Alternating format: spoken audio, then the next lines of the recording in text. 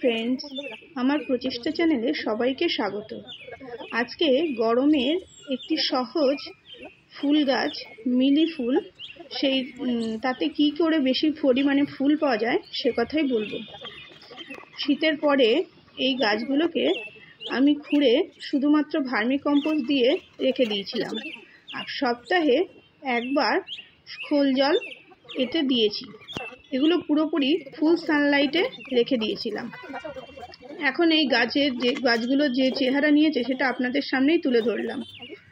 এর সঙ্গে আজকে আমি দেব খোল গুঁড়ো, নিম খোল, হাড় গুঁড়ো, শিংকুচি এবং অল্প পরিমাণে একটু ভার্মি কম্পোস্ট একসঙ্গে মিক্সড করে নিয়ে প্রত্যেক গাছের গোড়ায় টব অনুযায়ী দিয়ে দেব। যে গাছগুলো সাইজে একটু বড় তাতে একটু বেশি পরিমাণে দেব, আর যে গাছগুলো ছোট পটে আছে তাতে একটু কম পরিমাণে দেব। গাছের গোড়াগুলো পরিষ্কার করার সময় খুব সাবধানে করতে হবে, কারণ এতে খুব কাঁটা আছে। তো আমার টবটা বড় বলে কোনো অসুবিধা হয়নি। এর গোড়ায় কিছু শুকনো জিনিস ছিল, সেগুলো আমি তুলে ফেলবো না এখন। মাটির গোড়ায় যদি কোনো শুকনো পাতা পড়ে থাকে সেগুলো থাকবে।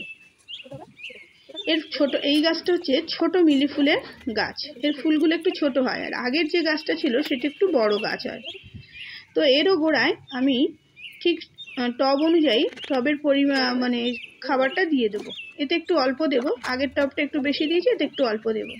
আর যখনই গাছে খাবার দিতে হয় তো মাটি খুঁড়ে একটু মাটির ভিতরে 1 ইঞ্চি ভিতরে খাবারটা দিলে ভালো হয়।